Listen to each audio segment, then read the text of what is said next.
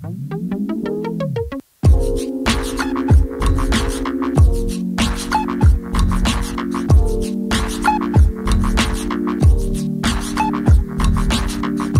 everyone, to episode 88 of the Gully Blanchard podcast. My name is Ryan Anderson, coming to you from the continent of California on this lovely December day. It is getting pretty cold out here. It's getting close to the winter time, or getting close to Christmas, excuse me. But we're going to get back into the podcasting because that's one thing that we do well here. This was originally a one-person podcast. Wasn't very good because I wasn't very good at it. So I brought in two of my friends initially. We had a lot of fun together. We talked about everything from sports to social issues to gingerbread houses, anything you could think of, we talked about it. And as you know, three guys in our mid-30s, sometimes it tends to happen where life gets in the way. So we got back to doing a one-person podcast. Cool thing about this is I can pretty much interview the people that I find interesting. There's no governor on content. I pretty much like to sit down with people that I've interacted with on Twitter or social media that I find to be fun and can bring some cool stuff to the podcast. This week is going to be no different.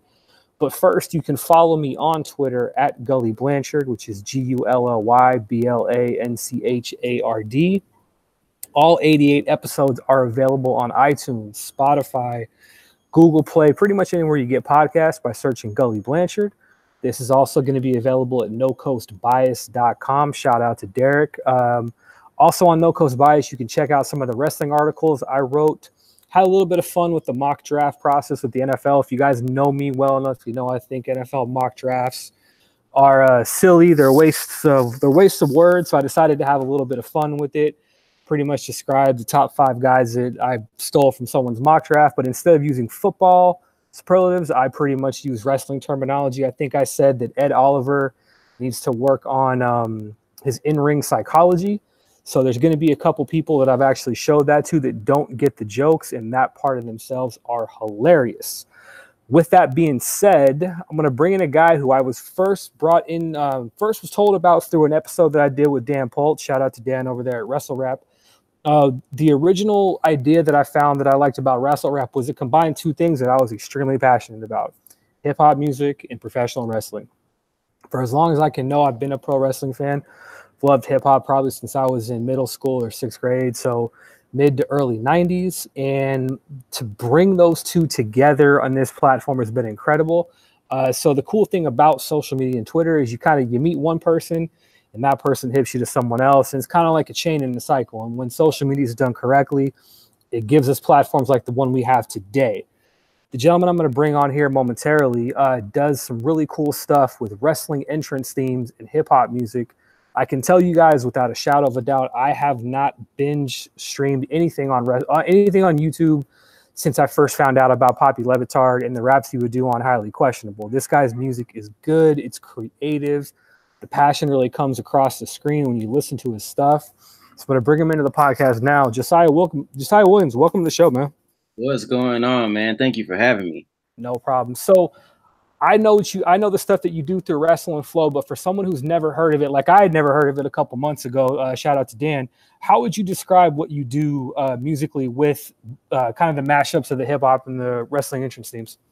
Yeah, Wrestle and Flow is a social media based YouTube type of music video channel.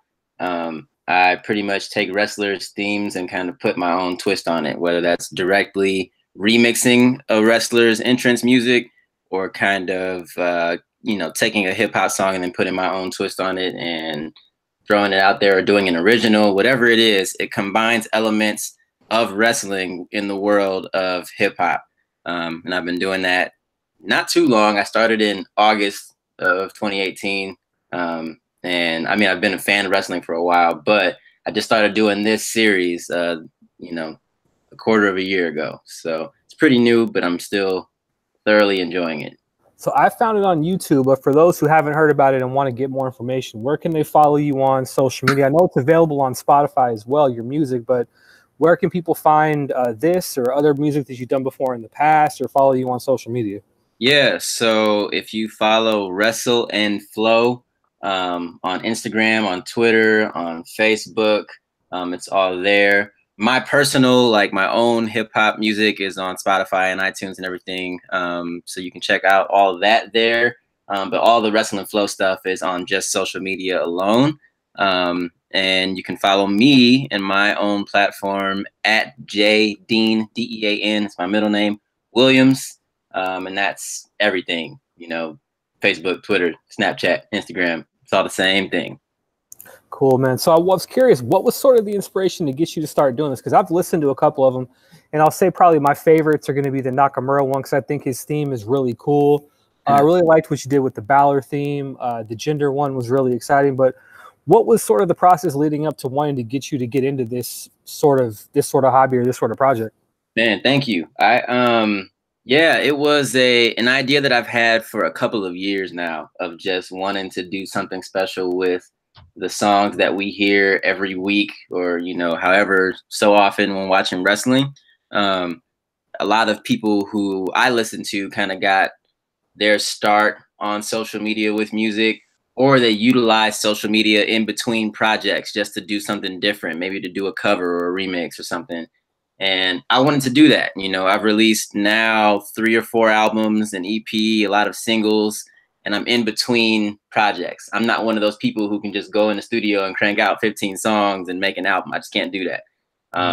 So I like to make sure that I have time to create a good project and time to relax and do something different. So this is exactly that. I wanted to kind of highlight some of the wrestlers that I love, some of the people that I don't know that well, some of the people that other people like that maybe, you know, I need to learn a little bit more about, whatever it is. I wanted to use this platform to do something completely different than my music, and something that I feel like a lot of people or nobody really is doing in this way. There are a lot of hip hop artists and a lot of rap artists that, you know, either sample wrestling themes or kind of are very wrestling influenced. I think there's a big community of that. And I guess the difference between me, or I guess the way that I stand out, is I do it directly for the most part. It's just, you know, their theme, and then I add something to it. So I'm definitely not the first person to do this at all. I'm passionate about it and I love it. That was it. Yeah, I know I've heard the first time that I'd heard something like that been done was Smoke Diz did a couple ringside EPs, and then I know Wale's been huge into kind of mixing, you know, hip hop and wrestling and a lot of the stuff that he's done. So it is something that I think within the past couple years there's been sort of a I don't want to say a resurgence, but there's been sort of this upswell of, you know, blending hip hop music and wrestling, because those are two things that generally go hand in hand, whether it be, you know, the passion in the music, or just, you know, there's always been a lot of rap and hip hop fans that have been a fan of pro wrestling. So I think now with Twitter, I think there's been a lot more opportunities to kind of blend those two together and get that out there. Has that been something that you've noticed as well? I think so, especially when you think about wrestling music. You know, most of it has been connected to rock music or metal. And I'd say within the past decade or two, you know, we've seen a little bit more of hip hop kind of blend in. And I mean, maybe even a little bit before that in the Attitude Era as well, but you definitely see it much more in the 2000s. And with the surgence, hip hop has always kind of been a dominant brand that like influences everything in a way. So even the people who, you know, you don't expect to listen to a certain type of radio station or watch wrestling, you know, they come out and they show their support through their music. So it's not surprising now to see somebody like Smoke Dizza or Wale, you know, crediting wrestling as an influence. We see it with Amigos. We've seen it with a bunch of people now. It's one of those things that people connect to, and it's nostalgia. And it's like a soap opera for old ladies. Like they like it and they don't care about what anybody else thinks. And I think that's what wrestling fans are. You know, if you like wrestling, you're not ashamed about that. And that's how it is for me. So allowing it to be through my music is a no-brainer. Yeah, I think, you know, for me, I'll be 35 in March. I've been a wrestling fan for, gosh, as long as I can remember. Those are some of my earliest childhood memories. And, you know, I'd lived through the Attitude Era, and I think the 2000s were a little bit rough, just because, you know, people kind of grow up and the guys and girls of the Attitude Era kind of fizzled out, and there was kind of that downswell for a while. But I think now more than ever, I think wrestling, with social media and with Instagram and Twitter and everything else, I think wrestling is as popular now as it's ever been, but I think it's popular differently in the sense to where you have your mainstream stars, that, you know, your John Cena's and things like that. But every one of the pro wrestlers now with, you know, with social media, I think more than anything, you can find out anything about these wrestlers. And, you know, each one of their Twitter platforms is their own personal promotion and their brand. Right. I think of someone like Cody Rhodes or the Young Bucks, who are doing a lot of what they did with, you know, All In and being the Elite. They're pretty much able to promote a lot of that through, you know, YouTube and Twitter and all those different things. And it's been a great way to promote their names and their brands, which I think we haven't had before. So I think it's only natural to see that there'll be that same synergy between hip hop and pro wrestling, because now you have pro wrestlers that grew up as hip hop fans that can follow their favorite artists and vice versa. So I think it kind of allows us to understand these guys and girls a lot better. And I think also, in a way, kind of building off of what you just said, like the hip hop arena is very similar to that too. So you have your hip hop stars who I guess would be your WWE stars, like your mainstream hip hop guys. And then you have people who are kind of like the independent scene, the young guys who are coming up, and some of the guys who have been overlooked for a while, but they still have their opportunity to shine and be heard. So it's weird how like that scene mirrors what pro wrestling is like now. There's kind of room for everybody to have their own thing and for social media to be a big part of that. Yeah, and I think that's one thing that's been the most interesting about pro wrestling in this era, where I think more than anything, kind of like you said, like if you can sample any sort of brand that you want. For example, like if you're a fan of the British style of pro wrestling, you know, when I was growing up, or you know, to be back in the day guy for a bit, like there really wasn't any option to learn about, you know, European wrestling, or there were, you know, Japanese wrestling was as popular as it was in Japan, but it was struggling to make its way to the States. And, you know, we grew up under the WWE, ECW, and WCW brand, and you really had to be a hardcore fan to get into ECW. And I think it's similar to that within hip hop, is back in the day, where each coast and each part of the country kind of had their own specific sound. Like you heard a certain song and you knew instantly that was like a Dre beat, or that was like a Pete Rock beat, or that was sort of like a Southern style beat. And I think now you have the ability to get a hold of any sort of brand of pro wrestling or any sort of brand of music that you like. So there's really no excuse to sit there and be like, well, this isn't good, or I don't like this. Because if you don't like WWE for whatever reason, you can just turn on, you know, Progress, or you can turn on New Japan, and you have access to all of this stuff just at your fingertips by going on Twitter. And I think it's an amazing time. Right. It's like we are blessed with an abundance of wrestling, literally all at our fingertips. Like you said, it's all over, which is, I think, more of a good thing than a negative. Like it teaches you about different styles, different promotions, different genres, different areas of the country. Like, I mean, there's more, I would say, pros than cons with it. Absolutely. Now, I know you said earlier that there were some wrestlers that you wanted to learn more about in doing some of these videos. Who are some of the wrestlers that you found out more about as you were going through the process of making these videos? I'll use a specific example. There have been a lot of wrestlers that have kind of followed on Twitter or on Instagram, and people that I didn't really know about. So for the most part, I'm a WWE guy. And then I know a little bit about New Japan. I know a little bit about Ring of Honor.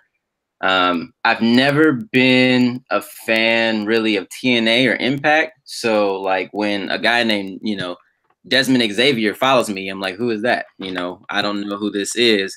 I follow back and I start seeing some clips of, you know, him and a couple other guys, and like this is dope to me. Before NXT UK launched, there were a couple of guys that followed me, and Wolfgang was one of those people. And I recognized the name, and I had seen him in a few matches before, but I hadn't really been focused as much as I am now on the UK scene. So having a few conversations with him was just like, hey man, you know, check this stuff out. Let me know what you think. And I'm now at a point where I'm tuning in each week because I love it. And this was even before the UK brand launch, you know, like he was just kind of giving me some pointers about, this is what we're doing. This is where we're headed. I think you'll like it. So it's cool, man, just to be able to have that outreach and that access. There are a lot of people who follow Wrestle and Flow that, and I'll ask questions like, I've never been a person that'll pretend like I know about something when I don't. That's just, I don't like to be like that. So I don't know much about Progress. I don't know much about, there was another company that somebody, I don't even remember what it is now. But if I don't know what it is, I'll just straight up say, what's that? You know, send me some video clips. And that's kind of the cool thing about wrestling fans. Like, it's okay now, or I think it's becoming okay to not know everything, because then you can kind of build relationships and be like, hey man, check this out. So it's cool, man. I like it. Yeah, I think a good example with that is there's a podcast that a guy that I grew up with does on Twitter, Virtual Pro. Shout out to Al. And Al has always been someone who's taught me about New Japan. And I'll be the first to admit, 3 or 4 years ago, I was not hip to G1 Climax. Like, I remember specifically asking him, I kind of had an idea what G1 was, but I didn't know that much about it. So I'd ask him, I was like, hey, do they have these like for DVD for sale? Like, assuming, it was kind of the same way that we had grown up watching wrestling with, Royal Rumble 1998, you can get it on DVD. Right. And he explained to me sort of what G1 was and how it's like a couple week-long round-robin tournament and stuff like that. I think you're right, where like now more than ever, it's okay to not know.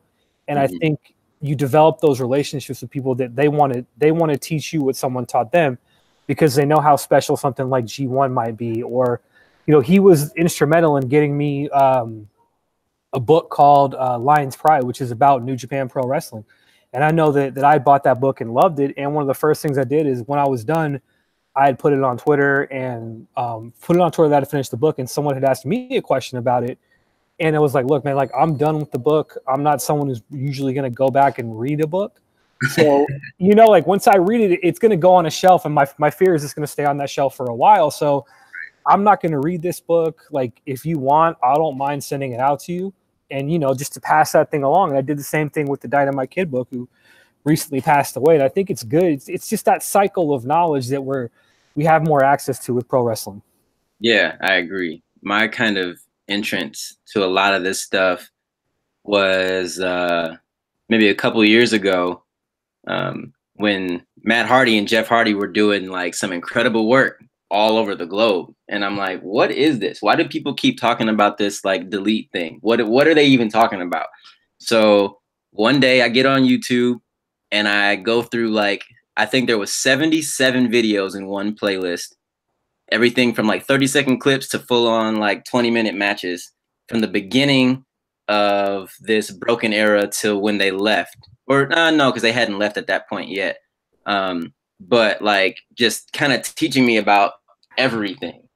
From there, there was, I forgot who it was, but there was another TNA guy that had like a few videos that I watched, and then just starting to click on stuff and just watching it. Of course, because you're looking at it on YouTube, you don't see everything, but it at least gives you kind of a view of like what's going on. So it's cool, man. It's real cool. It really is. Now, let me ask you, how did you first get into pro wrestling? Was it something as a kid you were a fan of, or did you kind of find it as a teenager? How did you first get into pro wrestling?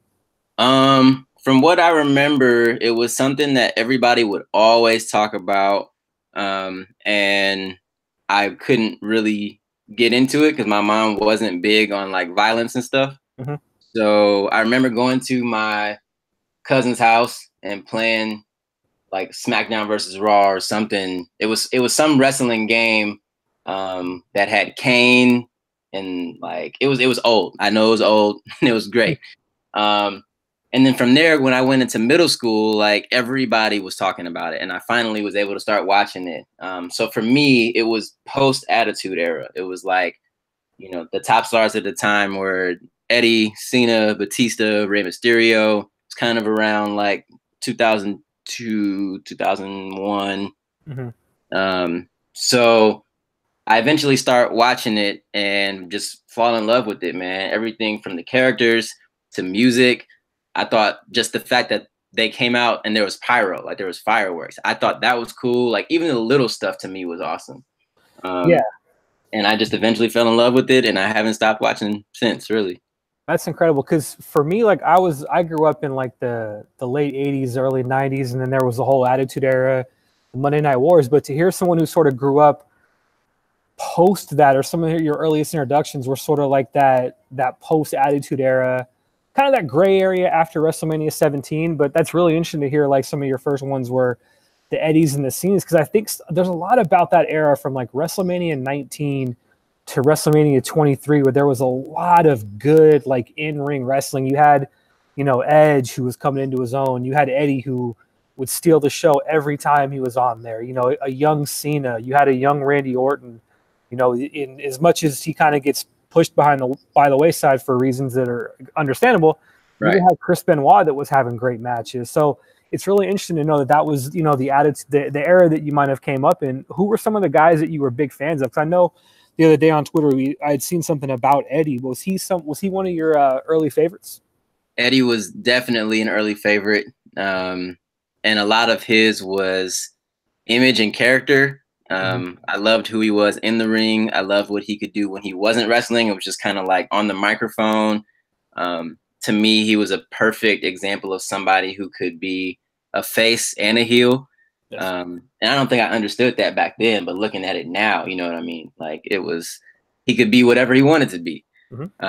So Eddie, Shawn, Batista, Edge, I would say are like in my top from that time. Yeah, I think that's one thing about Edge, because I talked to Blake Murphy from The Athletic recently, and we had talked about just like how successful Edge was during that era. And I think one of Undertaker's most underappreciated WrestleMania matches is the match that he had with Edge at WrestleMania 24. I think that started the streak of great Undertaker WrestleMania matches, but that whole feud in itself was really well done, and Edge definitely came into his own as a single star around that time. Yeah, Edge was always somebody who, from what I remember, was just like reckless, just ruthless, but had this, you know, no pun intended, had this edge about him that was like, I want to pay attention to what he's doing. He was great.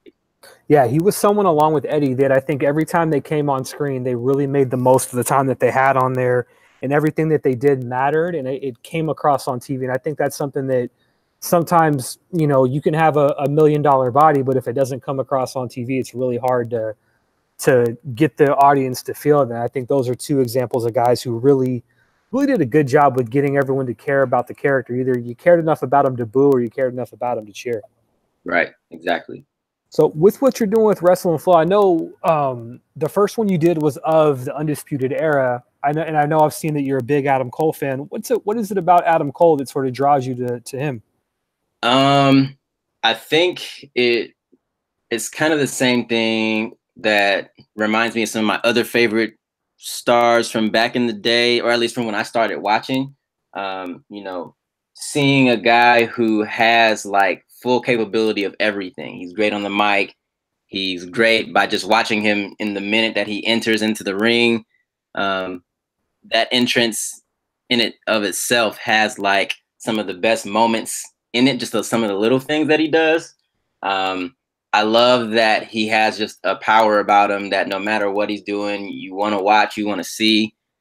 I love that he's like in his late 20s and that he has so much time ahead of him. I don't know, man. When I just look at him, I think that he can be a top guy in this company. And I don't know, you know, when the call up is, but he can be one of those guys that stays in NXT for a little while if they have to, and just be a staple entertainer for that brand, or can be, you know, on either of the main rosters as well. I love what he's doing. I love that when you listen to him in interviews, it's not like, you know, he's running the show. He supports the other three guys that are in the group. He just seems genuine. Yeah, I think one thing about Adam Cole, and I'll be the first to admit, I wasn't keeping up with him the way that others were in the indies. So some of my first exposure to him, seeing him consistently in a ring, was when he got to NXT. Like I'd heard, I think, you know, via social media, every year there's always the indie guys and girls that fans are like, okay, this guy's got next. For example, I think one of the guys right now that everyone's really excited for or two of the guys, excuse me, are Matt Riddle and Walter, who just signed with NXT. But I think a couple of years ago, Adam Cole was the guy that I'd always saw on Twitter that people were like, you've got to check this guy's stuff out. They were doing sort of the Bebe thing, which took me a while to kind of get what it was, because I would just see like the GIF, and I wouldn't really get what it was until I saw him do some matches through YouTube. But I agree with you. Like I think he does everything he does in the ring seems to be genuine and it feels real. And I think that when wrestling is at its best, it feels real. Like he's he's an excellent heel in the sense to where he can be aggressive, and then he can also sort of cower out when he needs to put that out there as a heel. And I think that's something to where it shows the range in the Undisputed Era. That whole camp in itself, there's a lot of range with him. Right. I think so. If there's anybody watching or listening to this that doesn't really know about Adam Cole or kind of wants to know, in my opinion, what I'm talking about, there are two specific things that I would encourage you to watch. There's a video. So at NXT, I don't remember which one it was, but when they debuted, they came through the crowd, and this is both Kyle O'Reilly, Bobby Fish, earlier in the night, and then Adam Cole at the end. And there's a video that shows like his whole walk through the entire crowd before he like jumps into the ring and attacks Drew. And just seeing that for like, it's no more than 2 minutes of a video, but watching the crowd just watch and see what's getting ready to happen and at how crazy they're going, just shows like this guy has the potential before he even gets into the ring for the first time for the company.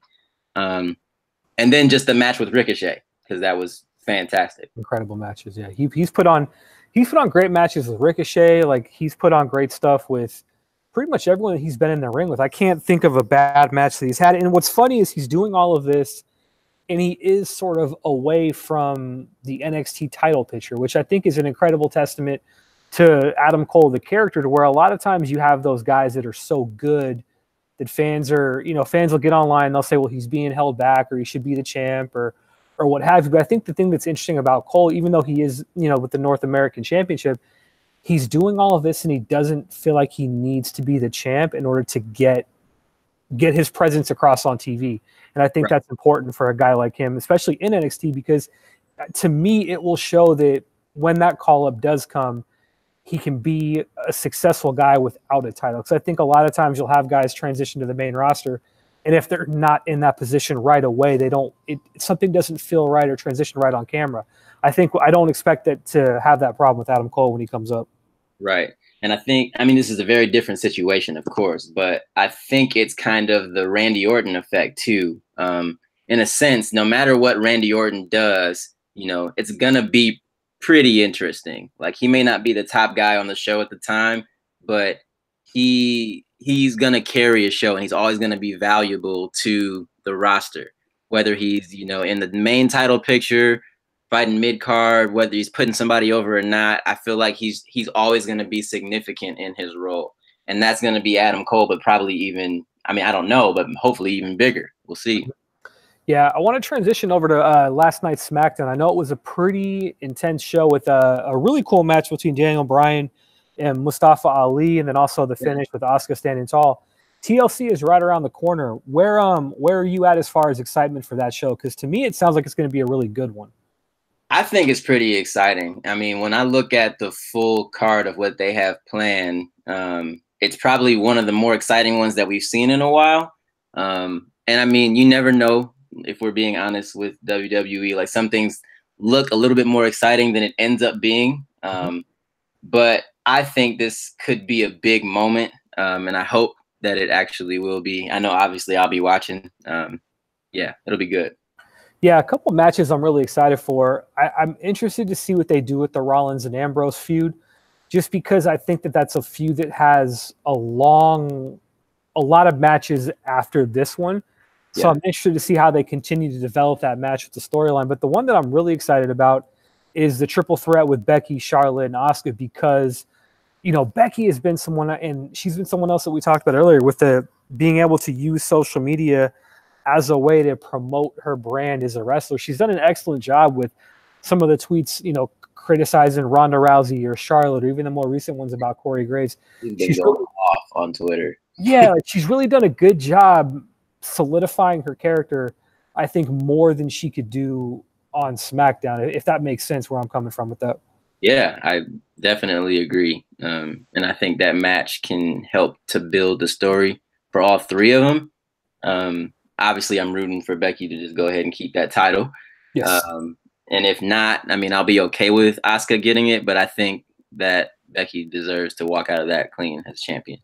Well, what I would actually like to see, in a way, it's kind of a blessing in disguise. What happened with Becky at Survivor Series, where she wasn't in there with Ronda, where that was kind of the match that people were looking forward to. I think there's a lot of money, and I want to get your thoughts on this. Where you think on this match, to where if they did Becky versus Ronda, the main event, WrestleMania 35, title for title, champion for champion, at MetLife Stadium, I think that would be. It would be a good match to take advantage of the New York market, to take advantage of the women's revolution. And then also you're in there with one of the most recognizable names in sports in general, let alone, women's combat sports. You're in there with Ronda and Becky. Yeah, I feel like first of all, I completely agree with what you just said.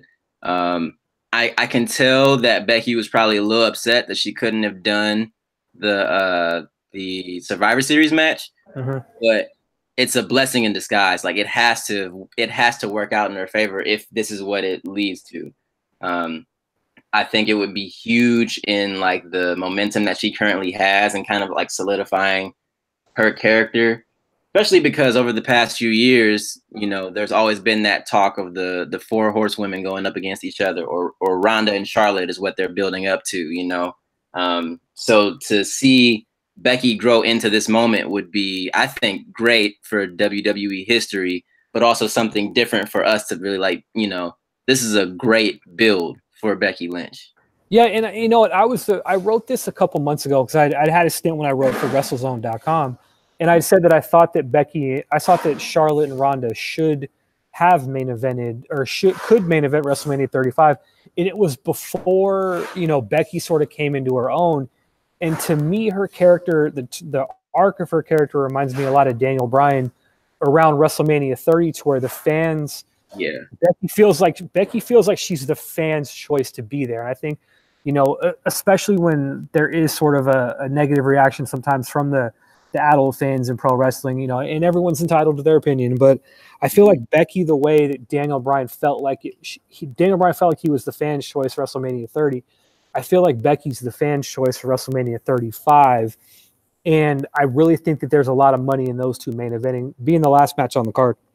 Yeah. I definitely agree that we haven't seen anything like this since 30. And I don't know if this is as big yet, but it can definitely get there. I guess my fear would be, I'm hoping that they don't kind of overdo it and make it so that it's not as interesting as it is right now, or do something to, I don't want to use the word ruin it, but you know how it goes. Yeah. So I hope that they can, help build it and maintain it instead of trying to just force it. I was going to say something else and now I don't remember, but yes, I'm looking forward to that match at 35. Yeah. I think one thing my only concern with that would be is can they keep the feud hot enough for long enough without the two of them having to kind of be rushed into main eventing the Royal Rumble, or rushed into main eventing whatever the February pay-per-view is. Because I think the two of them, I think sometimes WWE can do this, and I think it has to do with now the fact that no matter if the cards are great or not great, fans still are paying $9.99 a month for the network, as opposed to the era that we were talking about earlier with the Edges and the Cenas. Their goal on a monthly basis was to sell you on spending $50 on a 3-hour product. Whereas opposed to now, you can spend $9, and if you're a fan of TLC and you're a fan of what they're doing on Raw, you can watch TLC. And if you're not, you can just watch whatever. So my fear is they're going to burn that match early. I hope that they don't, because I think it's something to where you can really do title for title. And one thing that I was really impressed with Ronda, because I was the first to admit when she debuted, I wasn't sure, because I didn't know. I don't think anybody really knew what was going to be there. But post Survivor Series, the thing I was most impressed with Ronda is after Charlotte had beat her down in the middle of the ring, the way that Ronda walked back up from the ring to the ramp. If you watch that, she's telling a great story without saying a word. And I think that's a trait in pro wrestling now, to where it's so hard to be able to do that because everything is overproduced and overtalked, so to speak. But I think Ronda did an amazing job being a sympathetic babyface without saying a single word. So I'm excited to hope that she can grow off of that and into a WrestleMania main eventer. Yeah. The thing that I forgot about a couple minutes ago was exactly that of, when they announced or when Ronda showed up at the Rumble last year, I was or was that this year? That was this year. It was this year, yeah. Really worried because I'm like, I don't know what this means. I hope this doesn't turn into another Brock Lesnar situation where, people will watch, but it's not really what we want. Yes. But I think she's proven herself as like, I'm willing to do this. It's a lot different. It's going to be a struggle, but I'm willing to do it. And I think there have been a couple of, small rough moments and things obviously that we can critique and go back and forth on all that. But I think that it's been much more impressive than I thought it would be. I agree. Her whole run. So I'm excited to see her, build on that side too, because of course the hype and the momentum of this goes to Becky Lynch because she's, literally red hot right now. Mm-hmm. But I think they're building Ronda in a way that is, just as good to make it so that it's going to be even on both sides of like, we really want to see this match, not just for Becky, who is the most over star in the company, arguably, but because I think it'll be cool on both sides for it too. Yeah, I actually shared the same concerns when Ronda debuted because I was excited to see her there because all the buzz around it was that she wasn't going to be there. But then the moment when she's in the ring with Charlotte and Asuka, it felt like I don't know how to put this exactly. It just didn't feel like it was a part of the show. It kind of just felt like she was pointing at the sign multiple times. Yeah. Like that was when I'm like, she pointed at it. Okay, she pointed at it again. Like you can see the growth between that portion of her in the ring and her leaving the ring at Survivor Series. And I think that was something to where it didn't get off to its best start. It was electric to see what it was, but you're right. I didn't know if this is going to be a Brock Lesnar situation to where I was a fan of Brock around WrestleMania 20, WrestleMania 19, because I felt that he was having great matches with guys like Angle, Benoit. He was having great matches with Taker.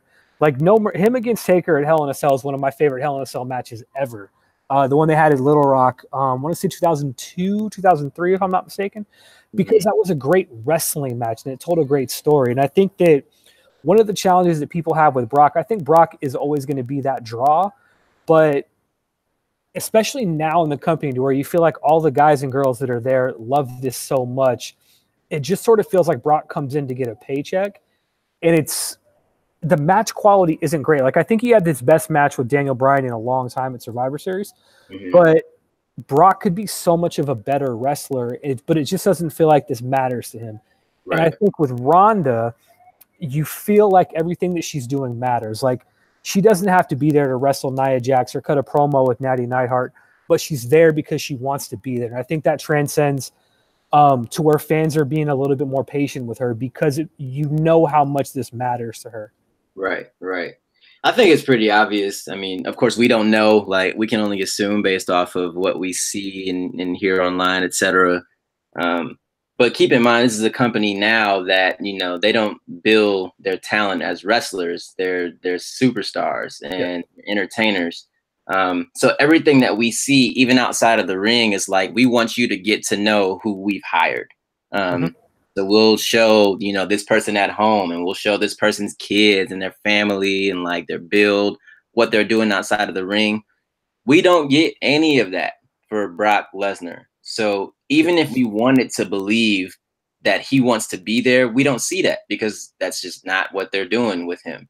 I don't know. It's just weird. And I'm just speaking for myself. I would prefer to either get that from him as a champion or just, for him to be truly the part-timer, but without the title.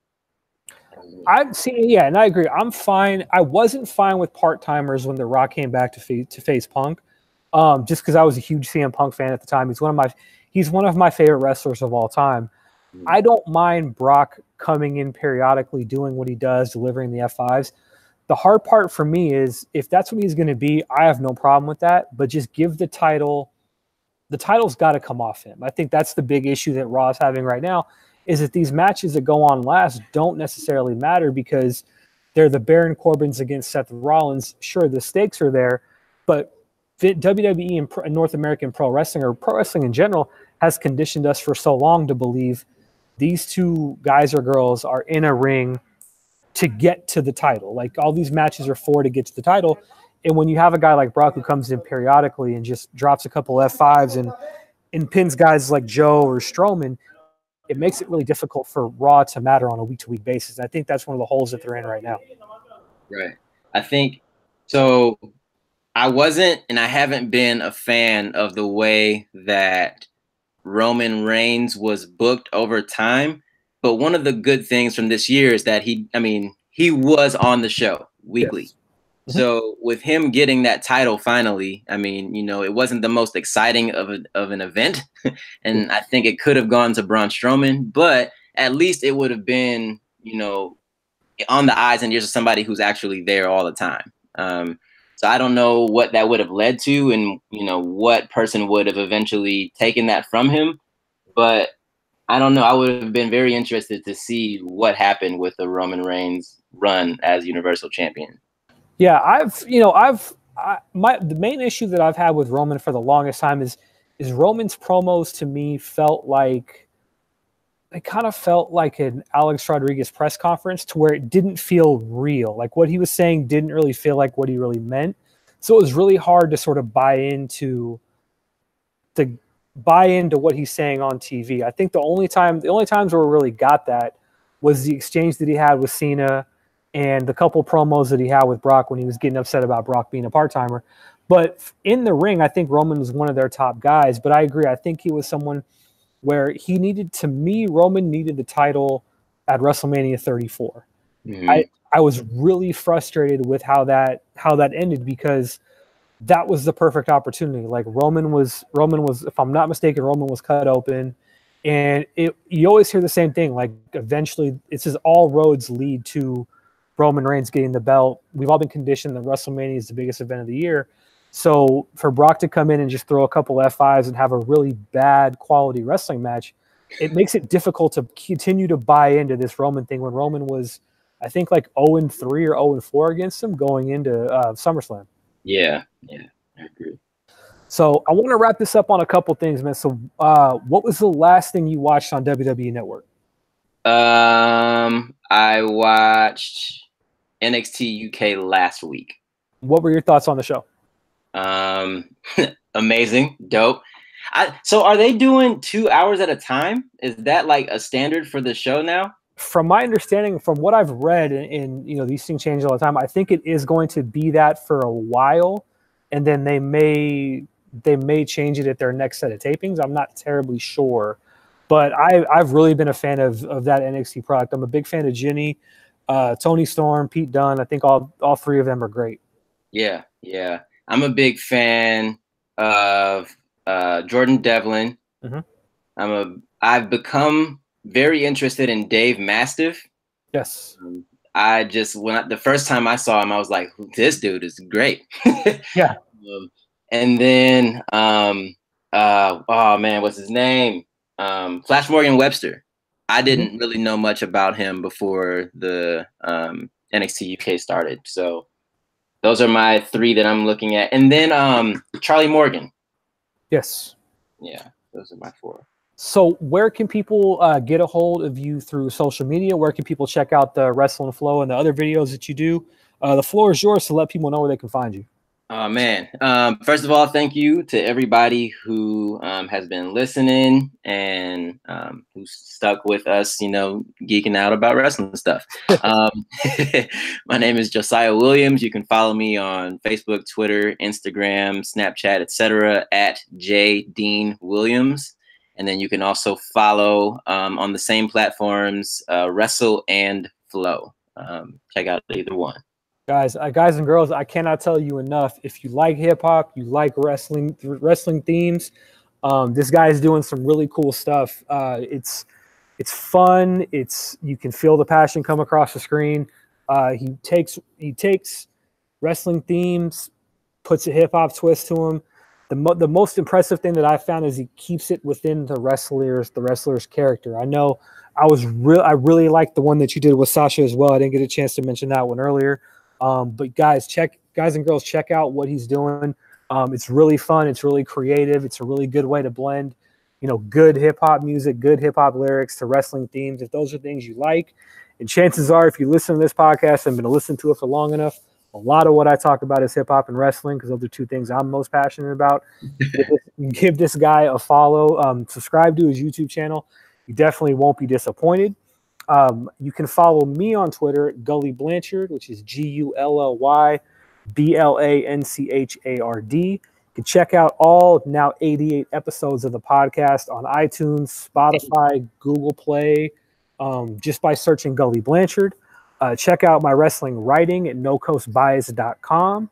And I do a little bit of writing about the Sacramento Kings at royalpain.com. That's good. Yeah, I've been a fan of that team my whole life, so they're finally fun again. It's waited a long time, but they're finally a fun basketball team again. Two real quick things. So I, at one point in my life, was a huge fan. I think this was like the 02-03 squad. Yes. Pedro Stojakovic, Chris Webber, Bobby Jackson. That whole team was dope.